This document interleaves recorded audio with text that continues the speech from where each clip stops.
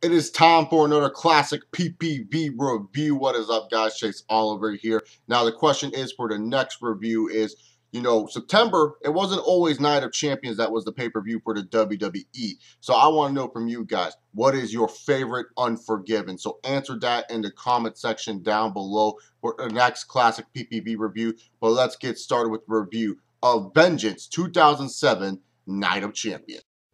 Alrighty then, let's kick it off with the Vengeance 2007 review, Night of Champions, the first ever Night of Champions under the Vengeance name. And, the Vengeance pay-per-view history, if you look back at it, it was just kind of a normal show. Just in 2007, the WWE's like, hey, let's make this Night of Champions. And because of this, all of a sudden, Night of Champions became a pay-per-view event. So anyways, let's just get down the match card and I'll review the show for you guys. We kicked off the show with Lance Cade and Trevor Murdoch, otherwise known as Cade and Murdoch, taking on the Hardy Boys for the World Tag Team Championship. Cade and Murdoch entered the champions after they had their match with the Hardys, where they pretty much turned heel on the Hardys. If you guys don't know the storyline heading in, pretty much Cade and Murdoch and the Hardys, they were kind of having like this friendly rivalry. They were kind of like frenemies type of deal. So like pretty much Cade and Murdoch were like buddy with the Hardys. They would always come out after their matches and throw towels on them and shit and act like, they were best friends. And then afterwards, Cade and Murdoch won the World Tag Team titles the dirty way. And so then afterwards, this was the big blow-off match between the two teams. This is a good opening matchup. I wouldn't say it's the best encounter between Cade and Murdoch and the Hardys. They definitely had much better ones in 2007. But this was a good opening matchup, and it kicked off the night right for me, in my personal opinion. The second matchup of the night was Chavo Guerrero defending his Cruiserweight Championship against Jimmy Wayne Yang. And, it just made no sense to me. Why did you not give the belt to Jimmy Wayne Yang back in freaking February at No Way Out? Why give the belt back to Chavo? Like, seriously, like, what is giving the Cruiserweight title, dude, for Chavo fucking Guerrero? I mean, Jimmy Wayne Yang, he freaking pretty much dominated that whole Cruiserweight Open at No Way Out 07. And then afterwards, they just have Chavo be like the surprise entrant and freaking win the belt. And he does nothing with the belt. He literally does nothing with that Cruiserweight flipping title. And it's just like, why didn't the WWE ever give Jimmy Wayne Yang a rub with the Cruiserweight title? I mean, hell, he was one of your more exciting Cruiserweights that you had on the roster at the time. I just never understood what the fuck the WWE was doing with Jimmy Wayne Yang. And, eventually afterwards, you look at the fact what happened with the Cruiserweight title fucking got buried because Hornswoggle won it at Great American Bash 07. I always wonder why people always ask the question to me or just to other wrestling fans in general or people who do YouTube videos like me. Everyone always asks the question, should they bring back the Cruiserweight title? Why would you want the Cruiserweight title back? The WWE ain't going to treat that shit right. This ain't WCW in the 90s, people. This is WWE today. Guarantee you, if they bring back that Cruiserweight title, El Torito will be beating Adrian Neville for that shit. I mean, I'm just saying, the WWE didn't really treat the Cruiserweight division or the Cruiserweight title right. I mean, the only time they treated it right was when Rey Mysterio was a big star in it. And then once Rey Mysterio passed that division and he moved on to the world title scene, it was kind of like the Cruiserweight division. It was like nothing. It was like, whatever, who cares? I don't know why people always have this fascination of bringing back the Cruiserweight title. It's not going to help anyone.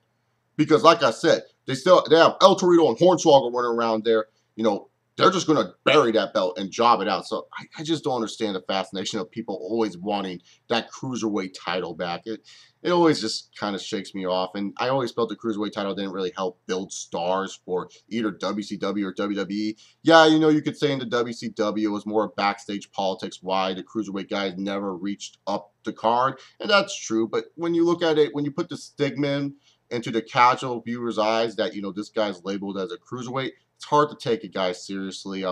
The match itself between Chavo and Jimmy Wayne Yang, okay. Wrong guy won. I felt Jimmy Wayne Yang should have finally won the belt, but hey, it is what it is.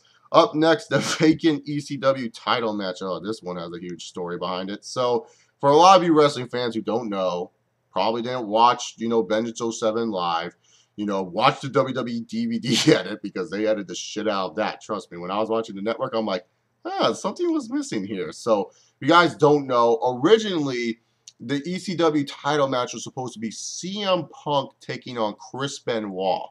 Yep, CM Punk was supposed to take on Chris Benoit for the vacant ECW title. It's pretty much a foregone conclusion that Benoit was going to win and become the ECW champion. Benoit got drafted to ECW. The title got vacated because Bobby Lashley got drafted to Raw. And for whatever reason, Bobby Lashley couldn't do the job to anyone. He was like, fuck that shit. I'm just vacating this belt. And they were trying to, reestablish some credibility to the ECW title belt after, earlier in the year, Mr. McMahon was ECW champion. Yeah, Mr. McMahon was ECW champion. It was pretty damn terrible. But, they were trying to reestablish the belt, and they had CM Punk taking on Chris Benoit. Obviously, we all know what happened to Benoit and what Benoit did this weekend. Instead of going to face CM Punk in the dream match that a lot of fans kind of wish they saw. So CM Punk decided to face someone else. Well, not CM Punk. The WWE decided to have a different opponent for CM Punk. And it was always interesting to me why in the blue hell the WWE chose Johnny Nitro to face CM Punk. And not only choose Johnny Nitro to face CM Punk, have Johnny Nitro beat CM Punk to become the ECW champion. I was like, the hell? I mean, let me just say this. Johnny Nitro pretty much was just some mid-carder on Monday Night Raw, losing to Jeff Hardy all the damn time. That was pretty much Johnny Nitro on Monday Night Raw in his career. And he didn't even get drafted, to ECW on the main show. He got drafted to ECW on like the supplemental draft on WWE.com. So it was kind of like, a no big deal that Johnny Nitro, was like going to ECW. It was like, whatever. Yeah, Johnny Nitro's on ECW now. It was like, who cares? But it was just like, why Nitro?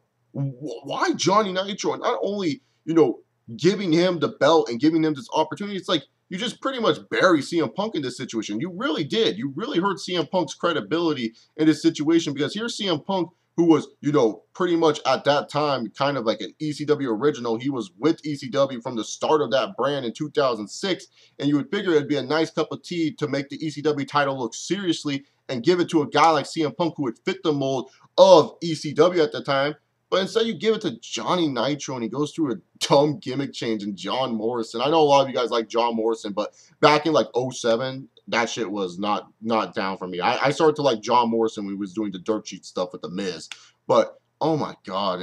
And the match itself, it's okay. A lot back then, I remember I thought this match was really, really fucking good. But over time, it doesn't stand the test of time. It really does not stand the test of time. It's just an okay match.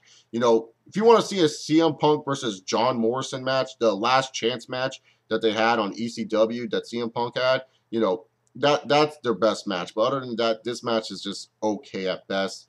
The next match is pretty much skippable. It's for the IC Championship. Umaga pretty much just destroys Santino Marella, who was the IC champion, and gets DQ'd for it. It was just to establish that Umaga's still a fucking beast. Like, we need to establish that fact. And, it made no sense to me. Like, why have Santino keep the belt here? He wasn't really working for you as that underdog babyface at the time. And really, to be honest, you just gave the belt to Umaga, like, what, the next night on Raw anyways? Why not just have Umaga win here? It made no sense to me. But, yeah, Umaga was a beast. I miss Umaga. I really do. I really like that character and that gimmick. The next match was a United States title match between MVP and Ric Flair. I actually thought this was a solid United States title match, especially for MVP, who recently, won the title off of Chris Benoit. They're trying to establish this guy as a big deal. Here's the 16-time World Heavyweight Champion Ric Flair going for the United States title. They did some good business here, and I felt this was a good match between MVP and Ric Flair. Solid stuff between them. The next match for the SmackDown Tag Team titles, the blue WWE Tag Team titles of Deuce and Domino, the champions, taking on Sergeant Slaughter and Jimmy Snuka. Honestly, I forgot this match took place. Like, I was just like, okay, Edge and Batista's next after I watched the MVP and Ric Flair match, and then all of a sudden, Deuce and Domino's team hit, and then Sergeant Slaughter and Jimmy Snuka come out. I'm like, the fuck is that? I'm pretty sure it was cool for Jimmy Snuka to wrestle his son in the match, but I didn't care. This match is very skippable. I don't know why it went really long. This match went really long. Like, for the time that they gave it, it went too damn long. I was, like, tempting to hit that fast forward button, but you guys can definitely fast forward through this match. You're not missing anything in this match, that's for sure. Deuce and Domino retain. Now we get into the World Heavyweight Championship match between Edge and Batista. And pretty much, this was the last chance World Heavyweight title match for Batista. How many last chance world title matches has Batista been in his career? So, pretty much they did this last chance world heavyweight title match because the WWE realized, okay, Batista, he kind of is featured in all our world heavyweight title matches. We kind of got to get Edge to face someone else as World Heavyweight Champion and then build this story later on to when Batista can finally regain the World Heavyweight title. That's pretty much what the WWE was trying to do with this match. And, you know, Batista and Edge, they always put on, you know, I would say solid matches. This was just a solid match between these guys, between the two. I wouldn't say it's one of their best matches. But yeah, it was a solid match between them. You know, it had a screwy finish. You know, Edge, you know, first got DQ'd, and then, you know, Batista was upset that, you know, he won, but he didn't win the title, and it was his last chance, and Edge thought that, like, oh, I freaking won the belt. I fucking lost, but it doesn't matter. I kept the belt. Teddy Long comes out, says, holla, holla, player. No, you can't be like that, Edge. Nuh-uh. This is not what we're going to go down with. We're restarting the match, and they restart the match, and it was like a quick 2 minutes later that Batista, he ends up getting counted out. Edge wins the match, retains the belt. Batista gets counted out, and it was a good ending. This was a really good ending. This is a good booking decision. You have Edge, who you're trying to build as that ultimate opportunist heel, works there. You make Edge look like a sleazeball heel, and not only that, you make Batista not look too weak by eating a pinfall from Edge. You know, you make Batista look like, oh, he lost because Edge, you know, he thought Batista, you know, I feel bad for Batista because he was about to get back in the ring, but he was just like a second short. Like, you know, it really made you feel bad for Dave Batista. Showed that Batista had some flaws in his game. Something that I will talk about when I get to the fucking main event of this show. But you felt bad for Batista. You knew that Batista, he wasn't an overall perfect wrestler, that there were some flaws to Batista, and him losing by countout made him more sympathetic. Sadly, when you go back to history books and you know what happened after this pay-per-view, this match doesn't really mean all that much. It really doesn't. Because 2 weeks later, Edge got injured, so they had a battle royale, and then Great Khali became World Heavyweight Champion, and that led to a bunch of Batista and Great Khali matches for the World Heavyweight title. Yeah, it sucks that this match doesn't really mean more for wrestling history. You kind of always wonder, like, if Edge, you know, if he never got injured at that time, how they would have booked Batista. I'm pretty sure they would have still done a Batista and Khali match down the line. You know, a bunch of Batista and Khali matches. But it definitely wouldn't have been for the world title. That's for damn sure. The next match was the women's title match between Candice Michelle and Molina. At the time, the WWE was trying to find a new babyface diva to replace the loss of Trish Stratus in Unforgiven 06. And, you know, at the time, Lita also left at Survivor Series 06. So they were trying to find, you know, the number one or number two babyface. You know, they already had Mickie James, but they wanted to find, you know, the diva that would get them the mainstream, you know, would be on the Playboy covers, on the Maxim covers and all that stuff. Like, don't get me wrong, Mickie James is a beautiful woman, but when it came down to it, she was never someone that was going to cross the boundaries and, you know, be that big multimedia diva star that the WWE wanted, you know. They were trying to find someone like that. And, you know, they tried earlier in the year with Ashley Massaro. She didn't really turn out that well. You know, even when she was getting forced down our throats for being in Playboy, no one really cared all that much. But they realized they had something in Candice Michelle. You know, the Candice Michelle dance that she used to do where she fucking spun around. People thought that was attractive for whatever reason. And Candice Michelle was a beautiful woman. She definitely improved from her time since she entered the WWE. I believe she entered the WWE in 2004. Correct me if I'm wrong on that. So, you know, the WWE decided to push Candice Michelle in this situation. Molina did the job here in an okay match. Candice Michelle wins the women's title.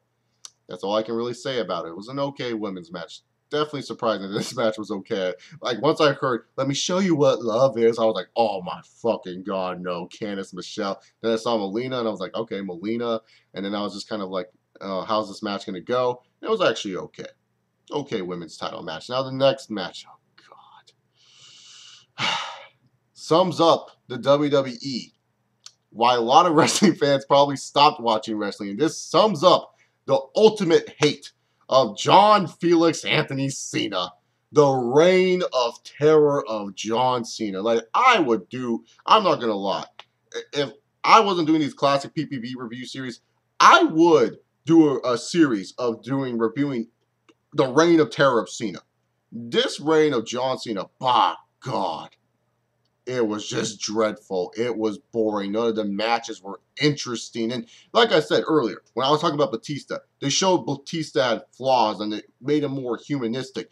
John Cena during this reign of terror, dude, no humanistic emotions whatsoever. It was like John Cena, no matter who you put in front of John Cena, this motherfucker was going to beat them down. Oh, MAGA, you want to face me? Bam, you're down. Oh, Shawn Michaels, you can't see me. Great Khali, not only am I going to make you tap out, I'm going to attitude adjust you off a fucking crane. And now all of a sudden you get into this Night of Champions match. And I don't understand what the WWE was seeking here. The WWE was like, okay, we're going to have a 5-pack challenge. It's going to be John Cena. It's going to be Mick Foley. It's going to be Bobby Lashley. It's going to be Randy Orton. And it's going to be King Booker. What? This match is garbage. I'm being dead serious here. This match is not good. Foley was only in this match to take the losing pinfall. That was pretty much it. And I'm just saying to myself here, why didn't you just do Lashley versus Cena here? I mean, you guys wanted to build up that match for one of your, as a big-time summer feud. Why not start the feud here? Hell, if anything, Lashley was probably the only credible guy on your roster at that point that was believable to beat John Cena because he was being booked just like John Cena on ECW, jobbing out people left and right. Lashley was the only guy that looked like he could possibly beat John Cena in a flipping match. Why didn't you just do Cena one-on-one with Bobby Lashley? Nah, instead they did this stupid 5-pack challenge that just really was bad. Like, I just remember sitting there and I was just like, oh my god, this... I just wanted the match to end. I was just like, damn, dude, this match is going on way too fucking long or something like that. Like, it's not a long match, but I just felt it was going way too damn long. And Cena didn't really do shit in this match, man. And I remember back in 07, I defended, John Cena's reign of terror. I truly did. And I feel like an idiot because I said this. I said, the WWE needed John Cena to have a title reign like this because this was only his 3rd title reign at the company at the time. And they wanted to establish that he was the guy. And then afterwards, after this reign is over, the guy who beats him, it's going to get a huge rub because he ended like such a tremendous reign. And not only that, you can keep Cena away from the title scene a little bit and, have him feud with other guys. And, I said that foolishly. And then all of a sudden, John Cena, he doesn't even put over anyone during this reign of terror. Say what you want about Triple H's reign of fucking terror in 02 and 03. Even though I think that's way worse because he buried more stars than Cena did. At least he put someone over at the end of the day, even though it was a Bill Goldberg. Cena put over no one. He got injured in a match with Kennedy on Raw and then fucking vacated the belt. Orton won the belt randomly at No Mercy. Like, he was handed the belt to him and then lost it to... Ah, God. No one asked me to review No Mercy 07. I swear, I'll just be laughing during that whole show. But, god damn, dude. Like, seriously. It was hard to be a wrestling fan at this time, I'll say that. Especially watching Monday Night Raw. Because, SmackDown... It wasn't interesting. Like, SmackDown wasn't like, if you were sick of the shit that you were seeing on Raw, at least you go to SmackDown and you see younger and newer stars being built. But SmackDown, sometimes felt like Raw, except they would have more world title changes every once in a while. That's just pretty much it when it came down to it. Because, like, Raw was just unbearable because it was just John Cena, like, freaking bulldozing from fucking everyone. Like, no one could stop, the John Cena machine. And now we look 7 years later and it's kind of the same shit. It really is, He hasn't had a reign of terror like this, but, it's kind of, the same shit where, like, it just seems like John Cena's fucking unstoppable. But, yeah, Cena ends up retaining the belt in his stupid 5-pack challenge. And pretty much they told you, like, hey, Great American Bash, Cena and Lashley, these two motherfuckers are going to face because after the match, Cena pretty much stared down Lashley, who was on the outside pissed off that he lost. And then afterwards, Cena just walked out and he just freaking, held the belt up high. And it was like, yeah, whatever. But when it comes down to Vengeance Night of Champions 07, it's a solid show. You can definitely see where the WWE was going with this. But it's just really like a lot of the matches are not really ones that I would suggest for you to go back and watch. That's just pretty much it. I mean, they do get time to some of the matches. Some matches will, when you go watch this pay-per-view, will surprise you. And you will say, man, that match was actually better than I thought it was. But other than that, it's just solid. Like, nothing really progresses in the WWE from this pay-per-view. I think the only thing that they really did that progressed, you know, for the WWE is that they made Hayden and Murdoch look like a legitimate Raw team. They managed to get the belt onto Candice Michelle. You know, they, you know, solidified MVP as U.S. champion. But other than that, it was just kind of like, whatever. I don't know. It's just a solid show. I had fun watching it, that's for sure. But it definitely brought back bad memories. And I look back at the 07 roster all the time and I say to myself, how did they fuck up on so many guys? Anyways, if you guys like Vengeance 07 and this review, give this video a thumbs up. Comment down below what you thought about Vengeance 07. And don't forget to answer the question, what is your favorite Unforgiven pay-per-view? Make sure you guys hit that subscribe button. Check out my website, Chillin' with Chase. Follow me on Twitter at ChaseOver68. I'll see you guys next time. Hope you guys have a good day. Peace.